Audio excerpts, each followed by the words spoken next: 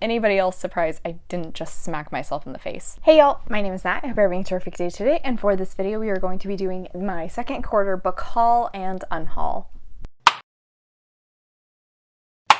Alright, before I get into anything bookish, make sure to hit like and subscribe down below, as well as tell me in the comments when was the last time you cleaned out your shelves, because I definitely needed it, and I want to talk about the books we're unhauling. However, before we get into that, first off, let's start with the positives and jump into the books that I have recently bought and added to my shelves. Thankfully, I have actually read a few of these already, so that makes me feel a little bit better.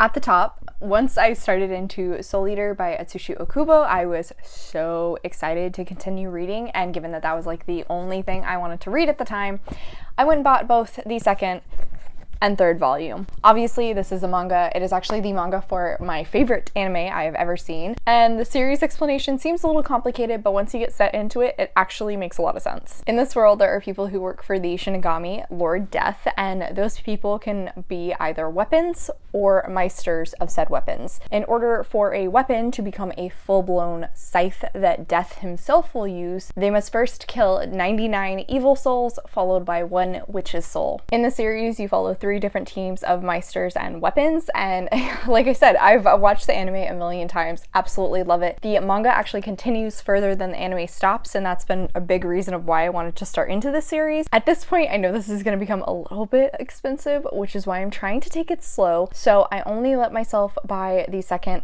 and third volume on that first trip. We'll come back to that. In terms of continuing series, I also bought Fevered Star by Rebecca Roanhorse once the paperback version came out. I can't believe I'm becoming one of those people, because once upon a time before booktube I didn't really care. Now I'm starting to care. So Fevered Star is the second book in the Between Earth and Sky series. The first book is Black Sun. I really enjoyed that one and was very excited to continue on into the series. This is an adult fantasy series. The world was heavily inspired by ancient Southern American civilizations, and it's very interesting how the author utilizes that in the story. In this society, there are multiple different clans that have started to live in harmony. However, things are not as perfect as they seem. In the first book, we were following multiple different people from different clans and seeing the lead up to a lunar eclipse, I believe. It's so hard to talk about this series. I don't know why I have a very difficult time summarizing it, but I really enjoyed the characters. I love the world building. And the plot, the first book was absolutely phenomenal.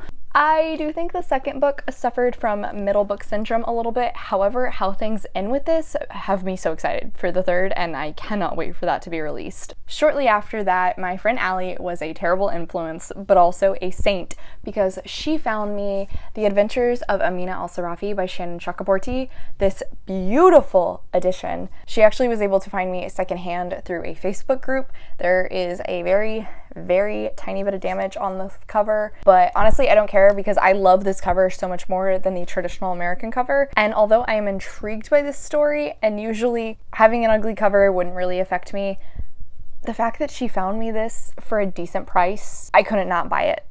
And I mean, come on. Oh, I actually forgot that the backside is the American cover. I'm not really a yellow fan, so this just doesn't really appeal to me in comparison to this. So I believe this is the start into another adult fantasy series. However, in this one we are following Amina Al-Sarafi, who was a phenomenal pirate queen, yet when somebody finds her for a job that she cannot refuse, she ends up back in the game. I've heard mixed things on this. I've heard really fantastic things, and I've heard some middle of the road reviews, but one way or another I am really intrigued. I really enjoy pirate stories, and then I believe the world itself is also inspired by Middle Eastern cultures, which I'm really intrigued to see how the author handles that. I think this is the start of a trilogy, and the fact that it's the only book out is kind of one of the main reasons I haven't read it yet. This cover is just stunning, and I cannot wait to display it on my shelves. Then I was having a bad day a few weeks ago, and I decided to treat myself to half-price books, and I bought more books than expected. First up, I bought In the Lives of Puppets by TJ Klune. This is his newest release that is basically a Pinocchio retelling, but in a world with androids where some sort of a war occurred between humans and androids, and now we are following this little found family of androids and a human. And I'm actually currently in the middle of this, really enjoying it. I I think my reading blog that has a review of this should be out by now, so I'll put a link to that in the cards. Thus far, I'm loving it. Nurse Ratcheted and Rambo, they're adorable. They're hilarious together. I love them dearly, and that doesn't really surprise me because TJ Glune's character work always wins me over. I actually did intend to buy that book whenever I went, and I also intended to buy Happy Place by Emily Henry because this was another book by a highly anticipated author of mine, meaning I had to go buy it. Can we talk about the fact that this came out in hardback, which I'm still wondering why? This is a second chance romance in which we are following Harriet, who is going on vacation with her best friends from college. However, unfortunately for her, her ex-fiance Wynn is there. Problem is, Wynn and Harriet have not told any of their friends that they have actually broken up. In order to try and preserve this perfect weekend that their friends are trying to have at the lake house for the last time, they agree they're going to continue as though they are still a couple, but things get a little bit more complicated. In regards to the books I did not intend to buy on that shopping trip, I first grabbed Honey and Spice by Balu Babalola. We are following this college student who hosts a radio show and spends a bunch of time smack talking this guy. However, shortly after that, she is seen kissing him. And then the two of them end up agreeing to fake date so that she can possibly try to save a little bit of her reputation. And of course, fake dating ends up leading to real feelings. I've heard only positive things about this, which really has me excited. Although fake dating is not my favorite, many of my friends that have read this loved it. I was willing to take a chance, very intrigued to dive into this. I also grabbed Legends and Lattes by Travis Baldree. Anybody else surprised I didn't just smack myself in the face? This has been everywhere lately, and I was lucky enough to get my hands on the original cover because as much as I do enjoy the new traditionally published cover, this one just wins my heart over so much more. It just looks so cute, and I feel like it fits the theme of the story a lot better. This is a cozy fantasy in which we are following an orc who has retired from her raiding days and decided to open a coffee shop. However, nobody in this world really knows or understands what coffee is, so she is the one who has to showcase it to everybody. I believe there's also a bit of a sapphic romance, which of course I'm intrigued by as well. All of those things together just basically showcase to me that this is going to be a very sweet, very wholesome, super great read. It sounds right up my alley. I can't wait to get to it. Lastly, on that shopping trip, I ended up buying The Sacrifice by 𝗖cie heç𝗁. I believe this was for May's buddy read in Jen Agaton's Patreon, so I wanted to partake. Also, 𝗖cie heç𝗁 is an author who I've been very intrigued to try stuff from for quite a while now. This was a YA horror story in which we are following this individual who lives on an island in the Philippines and ends up agreeing to be a guide for this TV show that is trying to showcase one of those true ghost documentary stories, except everybody gets a lot more than they're anticipating. I did enjoy this. It's definitely a bit of a B-rated horror movie sort of book. Very easy, had some good scares, and the ending twist was well done. Not a new favorite or anything, but I did like it enough to lend it to Josh's mom because it sounded like something she would also really enjoy, and I haven't gotten it back yet, which is why I don't have it here to show you. Finally, the last two books that I've recently bought, which I also really shouldn't have bought for myself, but I went to Barnes & Noble to buy a gift for my grandma, and I made the mistake of walking by the manga section and seeing that they had volume 4 of Soul Eater. The last time I had gone there, they didn't have it, so I decided to snatch it up while I could. Even though I've literally only read the first 2 volumes of this, yeah, I just know that I'm probably going to continue really loving it, and I also know it's gonna start getting more expensive because there are 25 volumes. These are $10 a pop. Then I also bought Spy Family Volume 2 by Tatsuya Endo. I have not started into the manga of this yet, but very similar to Soul Eater, Josh and I watched the entire anime in a single day.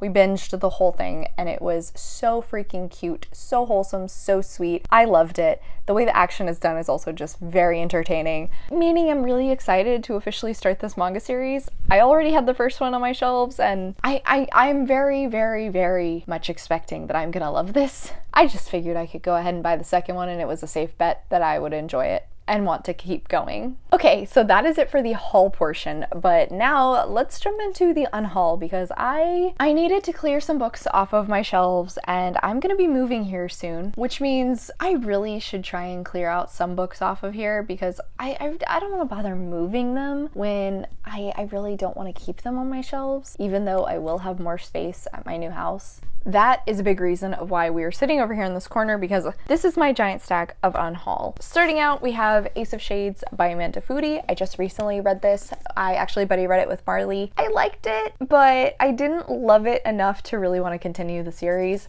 The world itself is intriguing. I was really starting to enjoy one of our main characters by the end of the book, but like I said, it wasn't something that I was head over heels for, and it's definitely not something that I'm willing to read 2 more books that are pushing 500 pages in this series. I'm also going to be giving away Yours Truly by 𝗖cie 𝗁𝗁. This was a ARC copy that I actually received from Goodreads. Unfortunately, when I read this in a NetGalley reading vlog, it just didn't work out for me. I've since realized I don't think 𝗖cie 𝗁𝗁 and I work together, so luckily my best friend Kat absolutely adores this author, and since I did actually annotate it as I was going through, I thought it would be fun for me to give it to her and she could read it, see my annotations and all that. If she wants to keep it, she can, or she can give it to somebody else. I don't really care, but it gets it off my shelves. I'm just not a fan of this author's slow burn style, and also a specific trope that she apparently keeps using. I also attempted to read The Last Mrs. Parrish by Liv Constantine. I bought this off of Haley Hughes's recommendation because she talked about it as a bitch I'm gonna steal your life story, and that had me intrigued.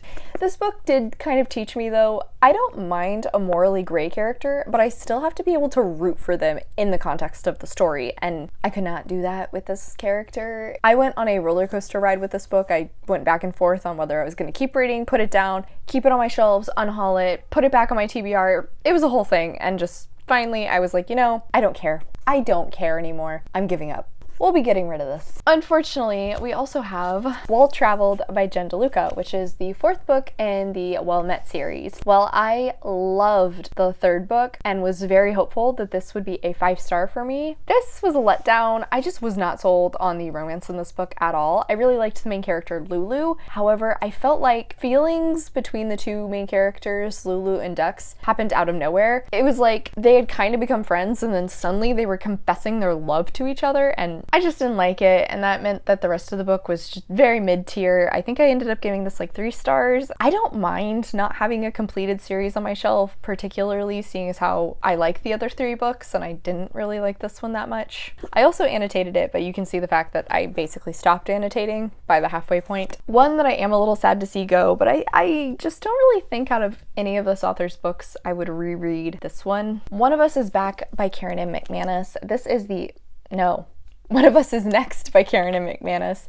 This is the 2nd book in her One of Us is Lying series, and while I really love that book and I did enjoy Two Can Keep a Secret, this was fine and I liked it well enough, but I wasn't so engaged with the characters in this one that I feel like I would reread it, because usually if I reread a mystery novel, it's because of the characters, not the mystery itself. And though we do see some of the characters I love in One of Us is Lying in this book as well, just not enough for me to keep it on my shelves. Next is one I'm bummed about, but this was a very, very hyped up book, and by the end of it, I just think this author's writing style isn't really my taste. The Midnight Library by Matt Haig. Like I said, this was very hyped up. It was everywhere. Everybody was loving this book in 2020. Unfortunately, wasn't really my thing. I think the message was a great one. It just...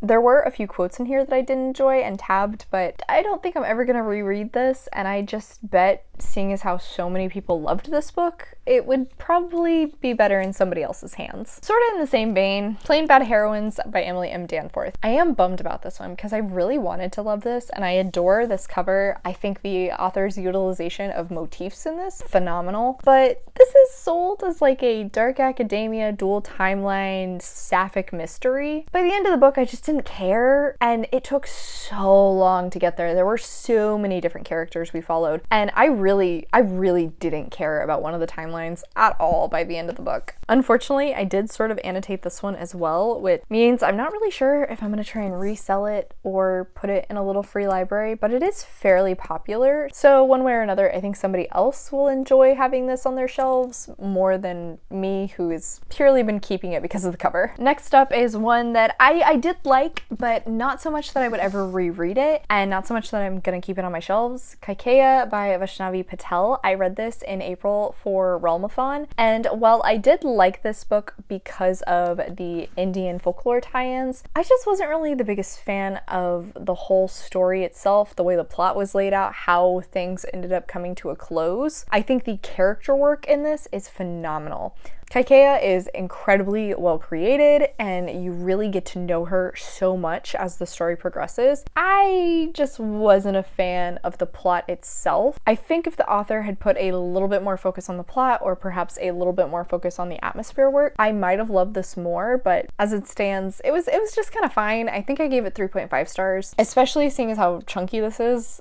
I'm never gonna reread at 3.5 stars. It's pushing 500 pages. Also a book of the month, I am gonna get rid of 𝗖cie by Jenna Rose Nethercott. I actually ended up DNFing this one halfway through because I could not stand the brother character Isaac any longer.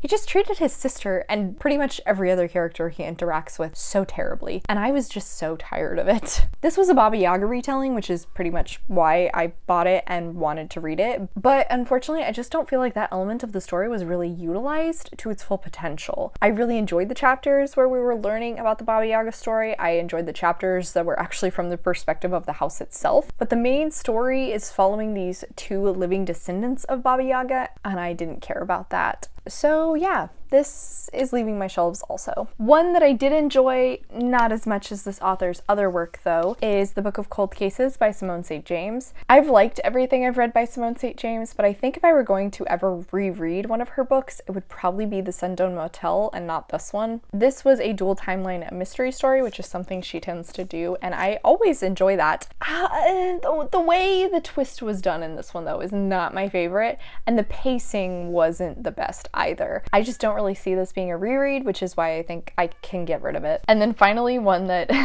might ruffle some feathers, I'm gonna get rid of The Love Hypothesis by 𝗖cie Hazelwood. This book is so loved by so many people. I thought it was fine. It's Raylo fanfiction, and I think the thing I enjoyed most about this book was my ability to go through it and sort of pick out which characters were who from the Star Wars movies. There were some funny moments, but fake dating in this was not my favorite. The constant mentioning of how giant Adam's character is, weird, don't like that. And then the smut scene.